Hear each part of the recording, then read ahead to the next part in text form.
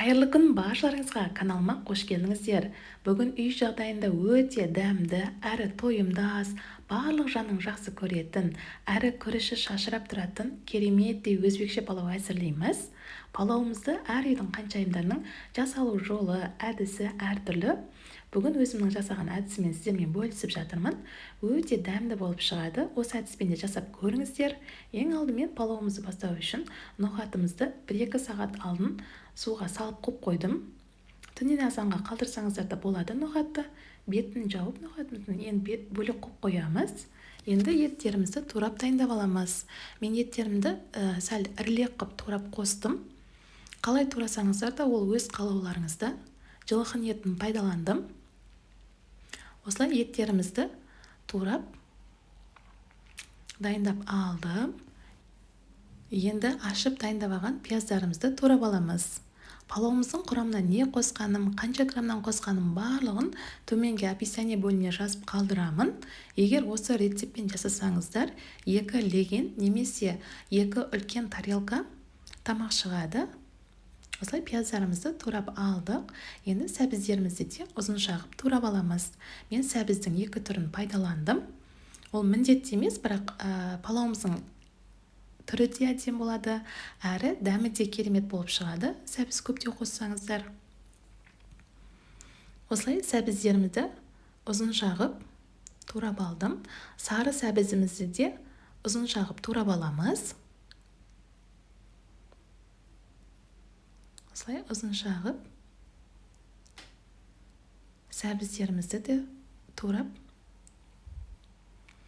дайындап алдық. Осылай сәбіздерімді турап дайындап алдым. Енді палауымызға қажетті заттардың барлығын турап дайындап алдық. Енді палауымызды бастаймыз. Қазанымызды отқа қоямыз. Үстінен сұйық майымызды құямыз. Сұйық майымыз қатты қыз кетпесін, сәл қызғасын. Пиязымызды салып, араластыра отыра, қып-қызыл болғанша қуырып аламыз. Осылай араластыра отыра, пиязымызды жақсылап қуырып аламыз. Видеода көргендеріңіздегідей, осылай пиязымыз қып-қызыл болғанда, етімізді дайындап алған жақсылап жуып қосамыз. Етімізді қосқасында жақсылап араластырып тұрыңыздар. Пияздарымыз қатты күйіп кетпесін. Осылай қып-қызыл болғасын етімізде сәбізімізді турап дайындап алған сәбізімізді қосып, жақсылап араластырамыз. Осылай араластыра отыра, сәбіз қосқасын көп қуырудың қажеті жоқ. Осылай 5 минуттай жақсылап араластырып, үстіне суымызды құямыз. Еттеріміздің сәбіздің бетін жауып тұратындай су құямыз. Суымызды құйып болғасын, осылай еттеріміздің барлығын батырып, суымызға қазанымыздың бетін жауып, қайнатуға қойып қоямыз. Қазанымыз қайнап кеткенде бетін ашамыз. Егер қатты қайнап кетсе, етіміз қатты болып қалады. Осылай сәл араластырып, алдын ала дайындап қойған ноқатымызды қосамыз. Ноқатымызды қосқасында сәл араластырып, қазанымыздың бетін жартылай жауып, қайнатуға қойып қоямыз. Жай отта. Қазанымыз қайнап жатыр. Дәмін көре отыра тұзымызды қосамыз. Осылай тұзымызды қосып, етіміз 1,5 сағатта етімізді қайнаттық. Енді күрішін дайындаймыз. Мен лазер күрішін пайдаландым. Ең алдымен күрішімізді жақсылап тазарғанша, суымыз таза болғанша жақсылап жуып аламыз. Күрішімізді 5-6 мәрте таза болғанша жуып алдым. Осылай таза болды суымыз. Күрішіміз дайын. Енді палауымызға арналған мен мейіз қостым. Мейізімізді жақсылап жуып, күрішімізді қосар алдында 5 минут алдын мейізімізді қосып, суымызға батырып, сәл араластырып жібереміз. Мейізімізді қосқасын. Осылай 5 минуттай қайнатып, мейізімізді қосқасын 5 минуттай қайнатып, Отымыздың астын күшейтеміз. Көп қосып, күріштерімізді саламыз. Осы уақытта еттерін де сүзіп алсаңыздар болады. Мен бірақ сүзіп алмадым. Осылай күріштеріміздің барлығын суымызға батырып, артық су ештеңе қоспадым мен. Осылай суымызға батырып күріштерімізді. Отымыздың астын қаттығып қосыңыздар. Қайнатып аламыз. Қаттығып. Осылай қазанымызды қаттығып қайнатамыз.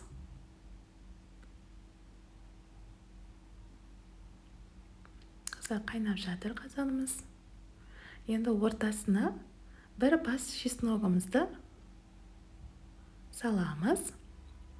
Күріштеріміздің бәрін ортаға жинап, күріш салғасын мүлдем астына үстінен қарай араластырмаңыздар. Осылай бәрін ортаға жинап, ортасын қасығымызбен ашып, видеода көргендеріңіздегідей күреңкімен жауып, бұл міндетті емес, мен бірақ күреңкі жауам. Осылай күреңкімізді жауып, қазанымыздың бетін жауып, отымыздың асты жай болу қажет. 10 минуттан кейін уже күрішіміз піскен. Еттерін алдым мен, еттерін барлығын.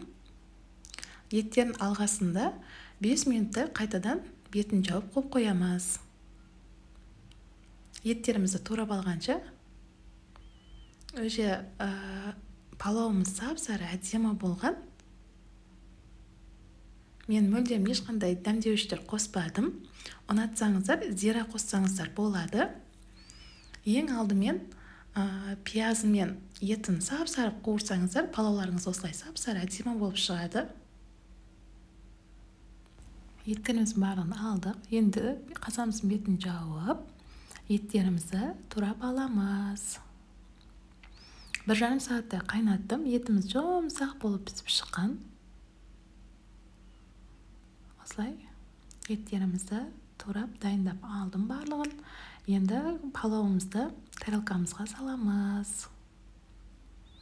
Осылай сап-сары әдемі болып шығады. Чесногымызды алып қоямыз. Шашырап пісіп шығады палауымыз. Осылай тарелкаларымызға салып, отбасымызға ұсынамыз.